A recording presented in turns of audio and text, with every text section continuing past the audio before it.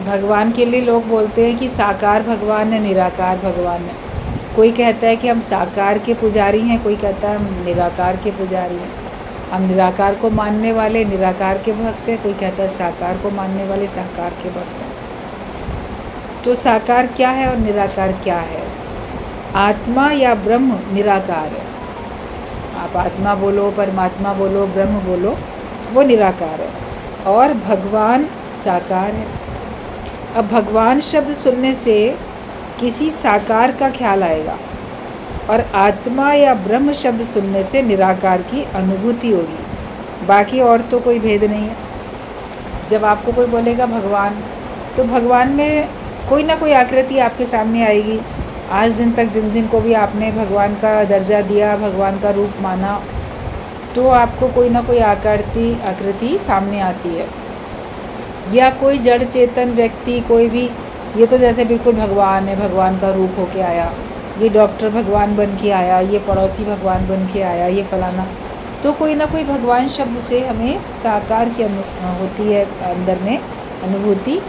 और ब्रह्म सुनो, आत्मा सुनो, तो उसमें आपको कोई आकृति दिखेगी ही नहीं। ब्रह्म का, आत्मा का, परमात्मा का कोई रूप न रेख न रंग कोई, त्रैगुण ते प्रभु बिन, वो अलग होता है। तो बस उसमें आकार आपको समझ में आता है, नाम रूप समझ में आता है। और निराकार में आपको कोई आकार है ही नहीं, तभी उसका नाम निराकार है। और उसमें कोई नाम रूप नहीं है, कोई ऐसे किसी दायरे में बंधा हुआ नहीं है। बाकी तो सब एक ही है, एक ही शक्ति है। बोलते नींबू और उसकी खटास, तो नींबू साकार है, हमको दिखाई देता है, लेकिन जो उसकी खटास को हम चखते हैं, अनुभव करते हैं, तो वो तो दिखती नहीं ना। आपको नींबू दिखेगा, नींबू का रस दिखेगा, नींबू के रस की बूंदें दिखेंगी, मगर जो खटास है वो खटास तो नहीं दिखेगी ना। वो तो आपको स्वाद लेके अनुभव करना पड़ेगा। आप खटाई को, खटास को अलग करके नहीं देख सकते, वो निराकार है। लेकिन साकार और निराकार है तो एक ही ना। नींबू बोलो या नींबू की खटास बोलो, तो अलग हो नहीं सकता वो। तो ऐसे शरीर या आकृतियाँ, आकार, पदार्थ, वो सब साकार दिखते हैं, लेकिन उसमें जो सत्ता विद्यमान है वो निराकार है। तो अरस परस होती है बात दोनों की, तो बाकी तो एक ही बात है। निराकार कहो, साकार कहो, क्योंकि दोनों एक दूसरे के पूरक और अरस परस हैं, अलग कोई भी नहीं है। ब्रह्म माया रहित है और भगवान ईश्वर माया सहित है। माया सहित माना शरीर धारण किए हुए। भगवान ने कहा है, कृष्ण भगवान ने बोला है कि मैं योग माया को वश में करके आता हूँ। तो शरीर तो धारण किया, लेकिन उसको वश में करके किया। और वो जैसे बने बनाए बिल्डिंग में, घर में, वो बस प्रविष्ट हो जाता है, पूरा बन गया और भगवान उसमें प्रविष्ट हो गया। तो जो अवतार होते हैं उनको गर्भ के 9 महीने के बंदिश, बंधन, कष्ट वो नहीं सहने पड़ते हैं। वो जैसे 9 महीने तक उसमें शरीर जैसे बिल्डिंग बनती रहती है, और जब वो बिल्कुल तैयार बिल्डिंग बन जाती है, तब भगवान उसमें प्रविष्ट होकर प्रकट हो जाता है और वो अपनी माया को वश में करके आता है। बाकी लोग माया के अधीन होके आते हैं। सबसे बड़े में बड़ी माया ये शरीर है। अहो माया बोला गया, आश्चर्य वाली माया बोला गया। तो इसको वश में करके आते हैं। तो जब भगवान बोलोगे तो भगवान में 5 तत्व हैं और निराकार में कोई तत्व नहीं है। तो जैसे भ से भूमि, 5 तत्वों से शरीर बना है, तो पृथ्वी या भूमि एक ही बात है। तो भ से तो भूमि हो गई, और ग से फिर गगन, मतलब कि आकाश, गगन है। व से वायु, और उसमें आ की मात्रा है। व में वा, भगवा, आ की मात्रा है, तो वो आ से अग्नि हो गई। और न से नीर हो गया, नीर मतलब पानी। तो भगवान शब्द मतलब कि साकार, और जो साकार 5 तत्व से बना हुआ है। 5 तत्व को तन रच्यो, जान्यो चतुर सुजान, जहते उपजे नानका, लीन ताहे निर्माण। तो 5 तत्वों से बना है, 5 तत्वों में लीन हो जाएगा। रामचंद्र भगवान का भी शरीर 5 तत्वों से बना था, 5 तत्वों में लीन हो गया। कृष्ण भगवान का भी 5 तत्वों में लीन हो गया। गुरु नानक देव का भी, क्राइस्ट का भी, जिनको भी जिसने अवतार माना, भगवान माना, तो उन सब के शरीर तो 5 तत्वों से बने हुए थे, 5 तत्वों में लीन हो गए। लेकिन वो सत्ता, वो शक्ति, वो आज भी विद्यमान है। आप कह नहीं सकते कि वो नहीं है, भगवान नहीं है, ऐसा आप कभी कह नहीं सकते हो। वो हमेशा है, उसकी प्रेजेंस हमेशा है, उसकी याद हमेशा है, उसकी शक्ति हमेशा रहती है। तो माया सहित जो है वो शरीर है, तो ईश्वर माया सहित होता है, लेकिन माया को वश में करके होता है। सब उसके अधीन होते हैं और बाकी लोग माया के अधीन होके आते हैं। शरीर तो आप सब ने भी धारण किया, संसार में सभी ने धारण किया, मगर वो लोग माया के अधीन होके आते हैं। और जो अवतार होते हैं वो माया को वश में करके आते हैं। संत ज्ञान सुन के, पुरुषार्थ करके, तपस्या करके वो माया को वश में कर लेते हैं। आते तो वो भी माया के अधीन होके हैं, लेकिन वो माया को वश में कर पाते हैं। अभी हर एक के पास त्रिगुणी माया है, 5 तत्वों की तो माया है ही। सतोगुणी माया, रजोगुणी माया, तमोगुणी माया। इस माया के अधीन थे सब लोग, लेकिन सब अपना अपना अनुभव देखेंगे सत्संग में आने के बाद कि अब आपने अपनी माया को वश में कर लिया। आप माया के अधीन नहीं होते हो, ना तमोगुणी माया के अधीन होते हो, जो उसके लक्षण है उसके आप अधीन होकर उसके हिसाब से नहीं नाचने लग जाते, ना रजोगुणी माया के अधीन हो जाते हो कि उसके अधीन होकर उस हिसाब से कर्म करने लग जाओ, और ना सतोगुणी माया के अधीन होते हो कि सतोगुणी माया के जो भी प्रकार हैं, जो कर्म है उसके द्वारा कराए जाने वाले, उनमें आप अटकते नहीं हो, उसमें आसक्त नहीं होते हो। तो ये त्रिगुणी माया को वश में करना आया। जो अवतार होते हैं वो त्रिगुणी माया को वश में करना सिखाते हैं। संत त्रिगुणी माया को वश में करते हैं और दूसरों को करना सिखाते हैं। पहले वो खुद अपने को वश में करते हैं, फिर औरों को वश में करना सिखा देते हैं। तो वश में करने के बाद स्थिति एक समान है। एक दिया जल रहा है, एक बाद में जला, जलने के बाद दोनों की स्थिति बराबर होती है। कोई पहले मुक्त हुआ, कोई बाद में मुक्त हुआ, कोई पहले ज्ञानवान बना, कोई बाद में ज्ञानवान बना, लेकिन ज्ञानवान होने के बाद सबकी स्थिति बराबर होती है। तो जो लोग भी सत्संग में आते हैं और अपने पे कृपा करते हैं और उनका लक्ष्य निर्धारित उन्होंने कर लिया, उद्देश्य उनका सामने है, तो फिर वो सब उसी राह पे आगे बढ़ते हैं और आगे पीछे सब मुक्त होते चले जाते हैं। तो हम ब्रह्म भाव में अगर आएंगे तो हम माया रहित हैं, मतलब त्रिगुणी माया से हम ऊपर हैं। ये त्रिगुणी माया मेरा कुछ भी बिगाड़ नहीं सकती है। और ईश्वर माया सहित है। माया सहित माना शरीर धारण किए हुए।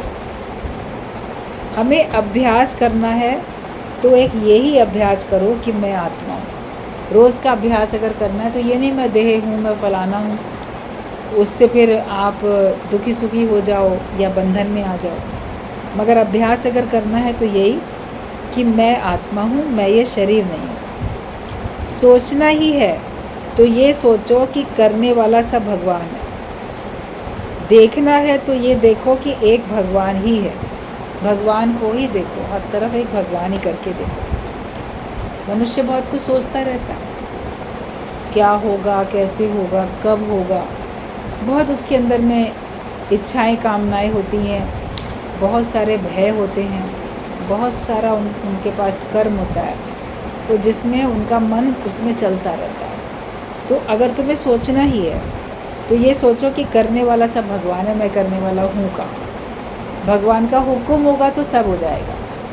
हुक्म अंदर हर कोई, बाहर हुक्म न कोई। नानक हुक्म जे बुझे तो हो मैं कहे न कोई। सब भगवान के हुक्म के अधीन। अगर भगवान चाहते हैं तो हो जाता है, नहीं चाहते तो नहीं होता। आपका काम पुरुषार्थ करना है, बाकी उसका फल कब और कितना मिलना है, कैसे मिलना है, ये सब भगवान की मर्ज़ी होती है। तो हम अगर सोचते ही हैं, बहुत दिमाग चलता है माया को लेके, जहाँ बैठे हो उस परिस्थिति को लेके, अपनी देह को लेके, तो अपना मन चलाओ नहीं। बस अपने मन को ये शांत कर दो, ये विचार देके कि देखो करने वाला सब भगवान है। हम केवल मेहनत कर सकते हैं। डॉक्टर भी इलाज करता है, ऑपरेशन करने जाता है, सब कहता है कर वो ही रहा है, मगर वो भी कहता है देखिए हम कर रहे हैं, बाकी सब भगवान के हाथ में है। वो भी तो ये बोलता है ना कि सब भगवान के हाथ में। हम तो पूरी अपनी ओर से कोशिश कर ही रहे हैं, दवाइयाँ भी हैं और सारी सर्जरी या जो भी उनका ट्रीटमेंट है वो है, मगर उसके बावजूद भी वो भगवान के ऊपर ही तो डालते हैं कि आखिरकार तो भगवान ही है। हम अगर भगवान नहीं चाहेंगे तो हम कैसे कर सकेंगे, लेकिन अपनी ओर से बेस्ट एफर्ट करते हैं। अहंकार नहीं कर सकते। अहंकार करें तो फिर अगर वैसा नहीं होगा तो उसके दोषी भी बनेंगे। तो ज्ञानी भी अभिमान नहीं करता, वो सारे अच्छे कर्म करता रहता है, लेकिन वो भगवान को आगे रखता है कि भगवान चाहेंगे तो सब होगा। तो वो अहंकार में नहीं आता है। फिर अगर भगवान को आगे रखोगे तो आप कभी अहंकार में नहीं आओगे। तो अगर सोचना ही है तो ये सोचो कि करने वाला सब भगवान है। और अगर देखना है तो हम आँखों से जगत ना देखें, संबंधी ना देखें, आँखों से भगवान करके देखें। है ही भगवान, इस रूप में भगवान है, उस रूप में भगवान है, यही देखो। और भगवान को पाने का प्रयास करो। भगवान को पाने का ज़रिया है ये प्रेम के आंसू। तो प्रेम के ज़रिए मैंने प्रभु को पा लिया। सब तरह भगवान है, दिख भी रहा है, लेकिन मैं उसका बन जाऊं, वो मेरा बन जाए, मुझे परमात्मा प्राप्त हो जाए, मुझे ये अनुभूति हो जाए कि अब भगवान को मैंने पा लिया, मेरा योग भगवान से लग चुका है। तो इसीलिए पुरुषार्थ करो।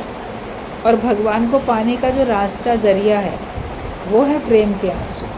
मतलब इतने प्रेम में भाव विवल हो जाओ, इतना भगवान की भक्ति में डूब जाओ, इतना उनके प्रेम में जगत पूरा का पूरा गुम हो जाए, और आप इतने प्रेम में आ जाओ जहाँ किसी के साथ अति प्रेम होता है, कभी उसकी याद भी आएगी तो आंखें छलक जाती हैं, कभी वो सामने आ जाएगा तो भी खुशी में आंखें छलक जाती हैं। अति प्रेम होता है।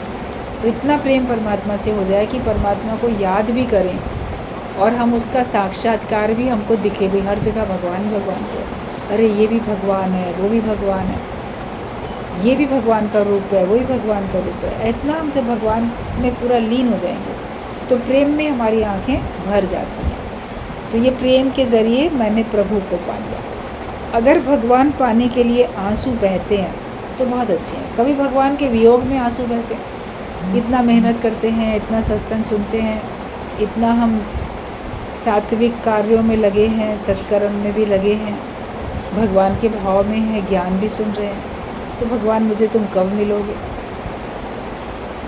तुमको कैसे पाऊँ रे प्रीतम, तुमको कैसे पाऊँ, कैसे पाएँ तुमको भगवान, कब मिलोगे। तो उसके वियोग में भी अगर हमें आंसू आते हैं, आंसू बहते हैं, तो वही बहुत अच्छे हैं। माया को पाने के लिए तो आंसू नहीं बहे ना, कम से कम जगत वालों को तो माया को पाने के लिए आंसू बहते हैं, लेकिन भगवान के भक्त के अगर आंसू कभी बहते दिखेंगे तो परमात्मा के शुक्राने में, परमात्मा के प्रेम में, परमात्मा को प्राप्त कर लिया इस भाव विभोर होके, या परमात्मा तुम कब मिलोगे उसके अभाव में, और किसी कारण से उसके आंसू नहीं बहते हैं। मन में ये विचार दो कि भगवान कहीं गया नहीं है, वो तो सदा हमारे साथ है। भले भगवान को पाने के लिए आंसू बह रहे हैं, अच्छे हैं, लेकिन साथ साथ मन को ये विचार देते चले जाओ कि भगवान कहीं गया थोड़ी है, मेरे पास ही तो है, मैं उसको देख नहीं पा रहा हूँ। जो मेरे और भगवान के बीच में जो पर्दा है उसको मुझे ही दूर करना है, जो दीवार है उसको मुझे हटानी है।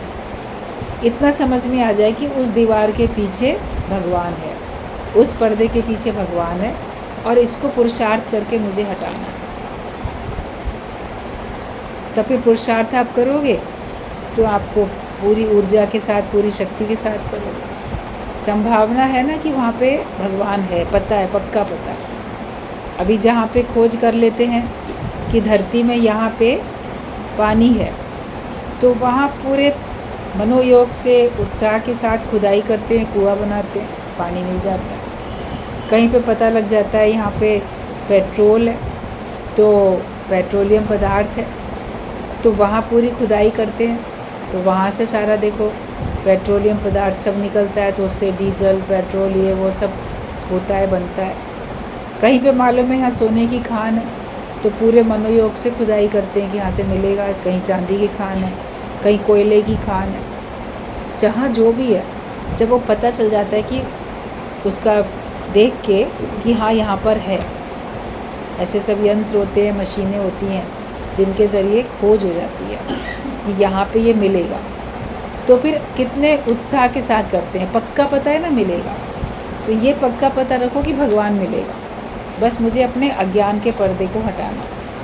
हमारे दिल दिमाग पे, आत्मा पे, मन पे, आँखों के आगे मतलब 3 पर्दे हैं, मल विक्षेप और आवरण के पर्दे। तो ये पर्दे हमको हटाने हैं। ये मोटा शरीर जो दिख रहा है आवरण, जैसे पानी के ऊपर मोटी सी काई तो दिखती है ना, बहुत मोटी काई, तो ये हमको हटानी है काई। तो ये आवरण मैं अपने को देह मानता हूँ, ये मुझे हटाना है। ये 5 तत्वों से बना है, 5 तत्वों में लीन हो जाएगा, ये मैं नहीं हूँ, ये भाव हटा दो। तो एक पर्दा हट गया।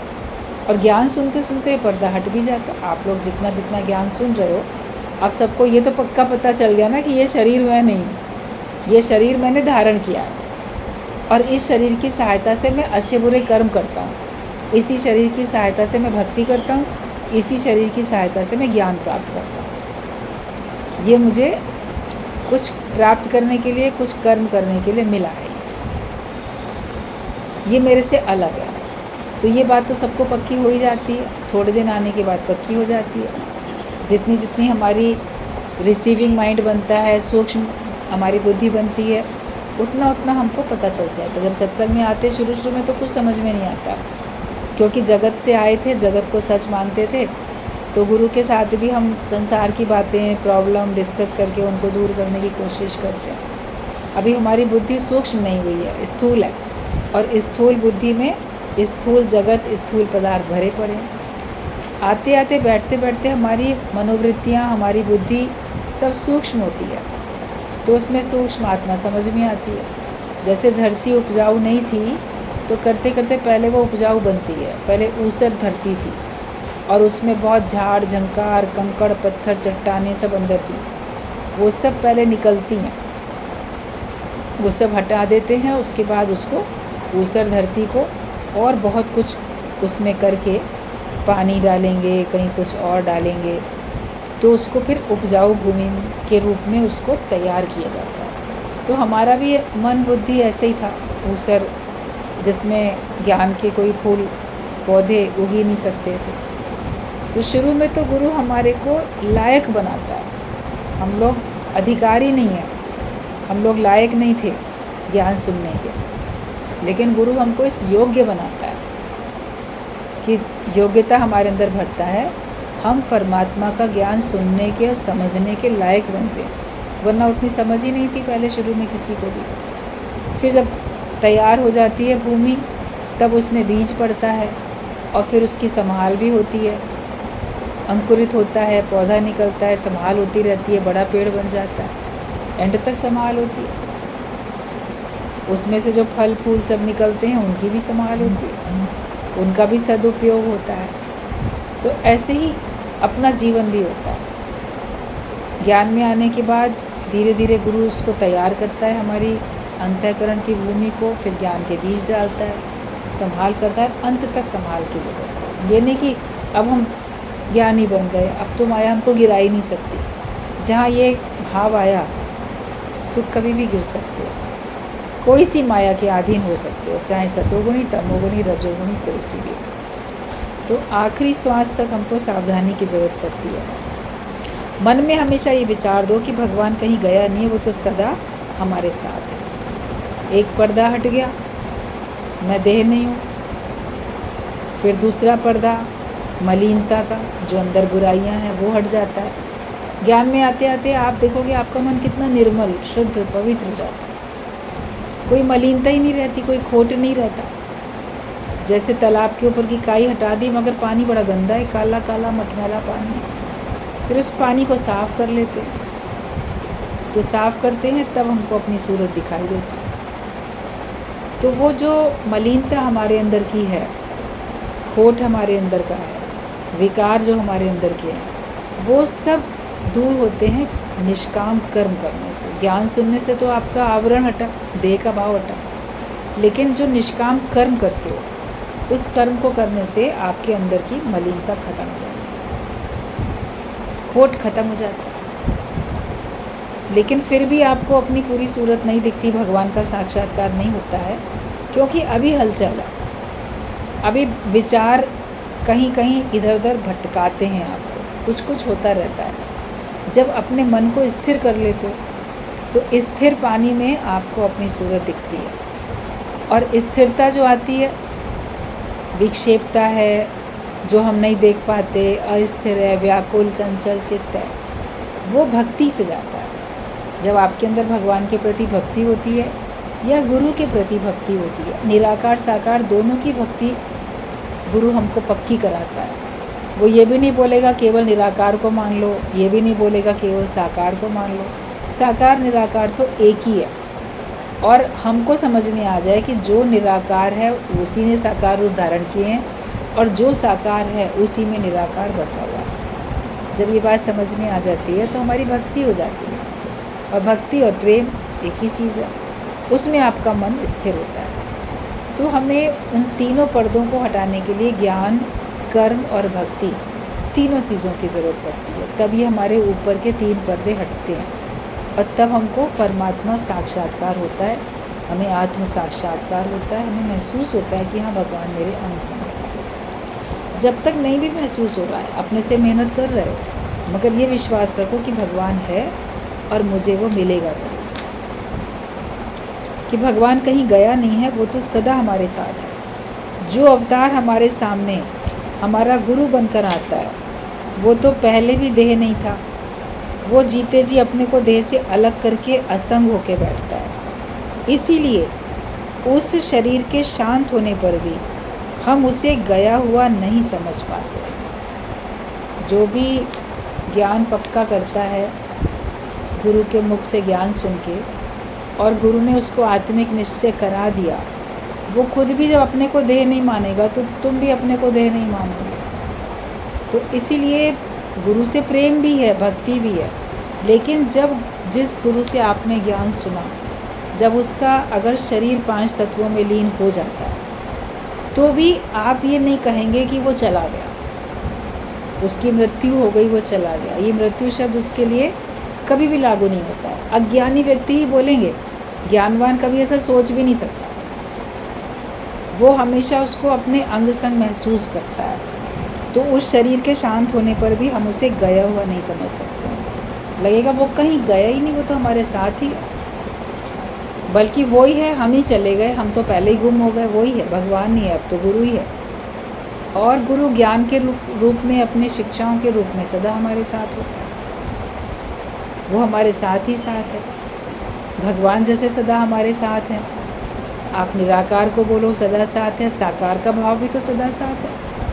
आप किसी भी बियाबान जंगल में चले जाओ, आपका जो भी इष्ट है आप उसको याद करोगे, उसका मंत्र जपोगे, उसके नाम को उच्चारण करोगे, आपको लगेगा ना कि भगवान वो मेरे साथ है। जिसने जिस भगवान की भी पूजा की होगी तो वो हर जगह साथ में होता है। ऐसे ही गुरु भी शक्ति के रूप में, ज्ञान के रूप में हमेशा हमारे साथ होते हैं, शिक्षाओं के रूप में हमेशा हमारे साथ होते हैं। तो हम उसे कभी भी गया हुआ नहीं समझ सकते कि वो अब दुनिया से चला गया।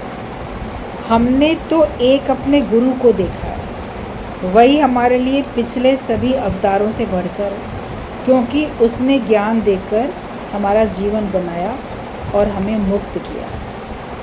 आपने बाकी 10 अवतार नहीं देखे और कोई से अवतार नहीं देखे, लेकिन गुरु को तो देखा ना, जिसको देख के, जिसको सुन के, जिसकी प्रेरणा से हम भगवान को जान पाते हैं, भगवान को हम समझ पाते हैं।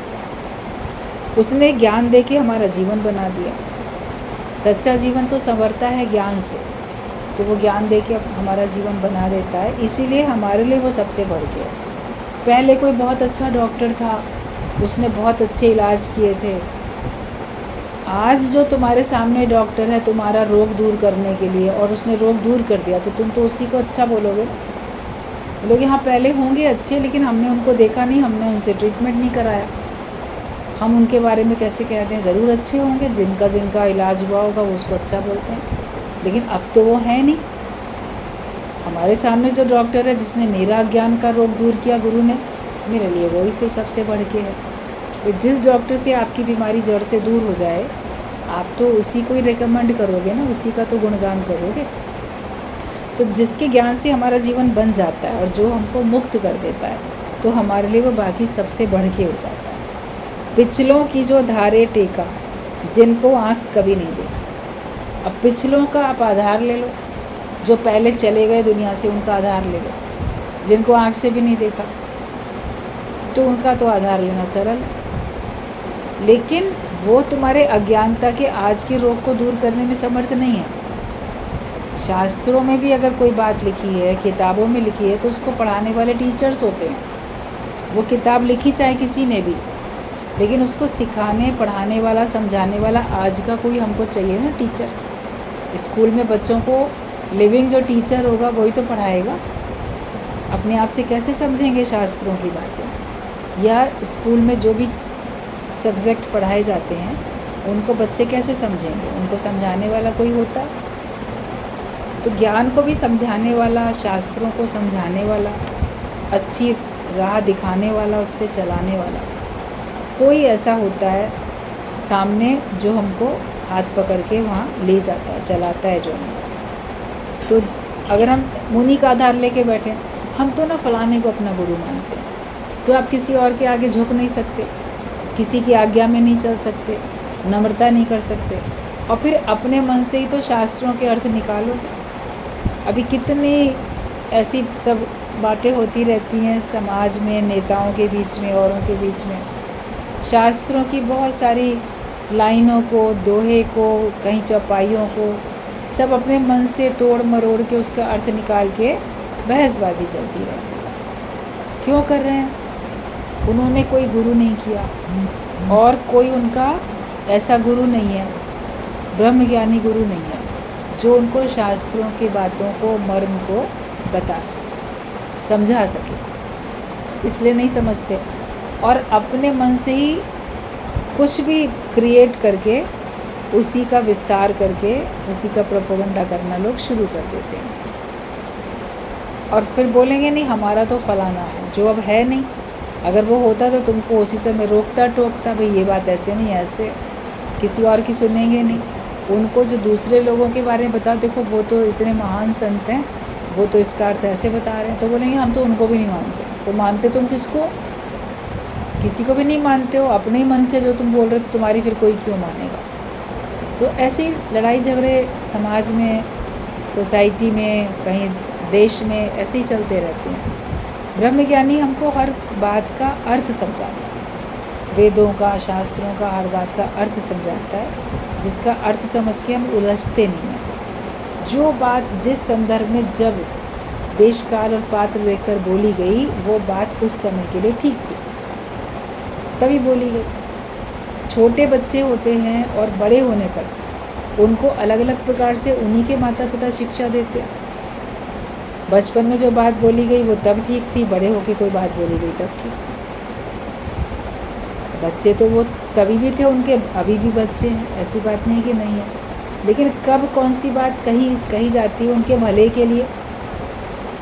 उनकी बुद्धि विकसित जब तक नहीं होती है, तब तक उनको अलग ढंग से समझाया जाता है। विकसित हो जाती है तो उनको अलग ढंग से समझाते हैं। बड़े हो जाते हैं बच्चे तो मित्र बन जाते हैं, उस हिसाब से समझाया जाता है। और कभी उन्हीं से सलाह भी ली जाती है, बच्चे सलाहकार भी बन जाते हैं, इतने समझदार हो जाते हैं। कभी आप भी उनसे पूछ के चलते हो, ये बात ऐसे ठीक रहेगी, ऐसे कर लें, राय लेके चलते हो। तो समय की बात होती है, कब क्या बोला गया। बचपन में तो डांटा मारा भी गया होगा, डंडा भी मारा गया होगा, तो क्या एंड तक वही तरीका अपनाओगे क्या?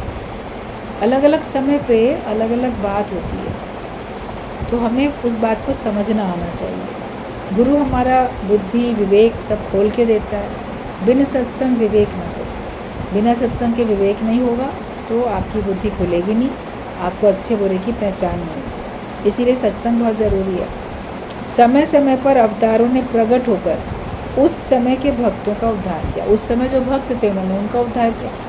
आज जो तुम भक्ति करते हो, तो तुम्हारा उद्धार किसी न किसी के माध्यम से हो रहा है।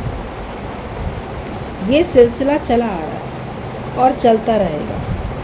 आज के भक्तों के लिए आज का अवतार है, अगर आज का अवतार हमारी ज़िंदगी में नहीं आता तो हमारा उद्धार कभी नहीं हो पाता। अगर आज आपकी ज़िंदगी में गुरु ना आते, आज का अवतार नहीं आता, तो उद्धार कभी नहीं हो सकता था। माया को ही सच समझ के उसी में उलझे रहते सब। बिन गुरु ज्ञान कहाँ से पाऊँ। वैसे तो किताबों में बहुत ज्ञान भरा पड़ा है, पर उन्हें समझाने वाला गुरु चाहिए। पुस्तकें तुम्हें शांति और आनंद नहीं दे सकती, इसीलिए विवेकानंद ने कहा पुस्तक डाल पानी में, कि वे पुस्तकें तुमको आनंद और शांति नहीं दे सकती। तो कई दार्शनिक ऐसे हुए, कई संत ऐसे बोले अरे पुस्तक डालो पानी में। तो उन्होंने किस संदर्भ में कहा पुस्तक डाल दो पानी में? ये थोड़ी है शास्त्र बेकार है उनको डुबो दो। मतलब ये है कि वो अकेले पुस्तकें, अकेले ग्रंथ तुमको ज्ञान नहीं दे सकते जब तक उन ग्रंथों को समझाने वाला गुरु नहीं होगा। जब तक तुमको ब्रह्मज्ञानी संत नहीं मिलते हैं तब तक तुम्हारा शास्त्र पढ़ना पहले से जो था वो व्यर्थ था, क्योंकि उसको तुमने ठीक से समझा नहीं। और अब जब गुरु मिल गया, उसने समझा दिया, तो अब तुम्हें आगे पढ़ने की ज़रूरत नहीं, क्योंकि आपने सब कुछ समझ ही लिया। उसके बावजूद भी अगर आप पढ़ते हो तो उसको सही तरह से समझ पाते हो ना। कोई और कुछ पूछेगा तो आप सही तरह से उसको बता पाते हो। तो पुस्तकों को ये मतलब नहीं था किसी का, दार्शनिक का,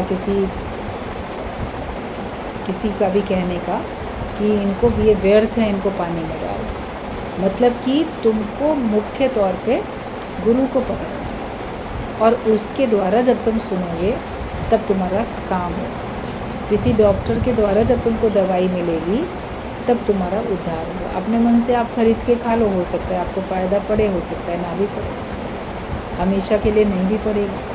तो इसके लिए हमें पुस्तकें तुम्हें आनंद और शांति नहीं दे सकती। जब मन बहुत विचलित है, ख़राब है, कोई बोले लो गीता पढ़ो, लो रामायण पढ़ो, आपका पढ़ने में मन ही नहीं लगेगा। बोलोगे कहाँ पढ़ें, हमको तो कोई आनंद शांति नहीं आ रहा। तो पुस्तक एक किनारे रख दोगे ना, शास्त्र भी एक किनारे रख दोगे, लेकिन वहीं पे जीता जागता गुरु तुम्हारे सामने आके बात करेगा तो तुमको आनंद शांति मिलेगा और तुमको सारा हल भी मिलेगा, समस्या का समाधान। इसीलिए गुरु पहले है और फिर वो हमको ज्ञान देता है। शास्त्र पहले से हैं, उनको समझाने वाला गुरु, जो सब अरस परस है। गुरु और ज्ञान सब एक ही है। तो इसके लिए हमें अपने को आनंद और शांति में रखने के लिए पुस्तकों को समझाने वाले गुरु की हमको तलाश करनी है। और बिना तलाश के भी जो हमको मिल जाता है, जिसके मिलने से आपके मन में आनंद आता है, शांति आती है, आपकी समस्याओं का समाधान होता है, तो आप उसकी बात को मान के चलो, तो आगे भी आपका फिर पूरा उद्धार होगा। और आपका काम जो अधूरा था, वो काम परमात्मा को पाने का, मोक्ष को पाने का, वो फिर पूरा हो जाएगा।